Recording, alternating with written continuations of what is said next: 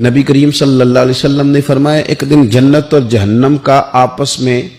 مباحثہ ہو گیا۔ جہنم کہنے لگی کہ میرے اندر جو لوگ آئیں گے نا وہ بڑے بڑے سردار، بڑے بڑے متکبر، بڑے بڑے جبار، بڑے بڑے لوگ آئیں گے، یہ میری شاید فضیلت ہے۔ تو جنت نے جواب میں کہا کہ میرے اندر تو غریب اور فقیر لوگ ہی آئیں گے، میرے اندر تو وہ لوگ آئیں گے جو دنیا میں بظاہر بڑے بڑے نہیں تھے، فقراء، مساکین، یتامہ، یہ اکثر ہوں گے۔ جب دونوں آپس میں گفتگو کر رہے تھے نا تو رسول کریم صلی اللہ تعالی علیہ وسلم فرماتے ہیں اللہ تعالیٰ نے پھر جنت سے فرمایا، اللہ نے جنت سے فرمایا کہ تو میری رحمت ہے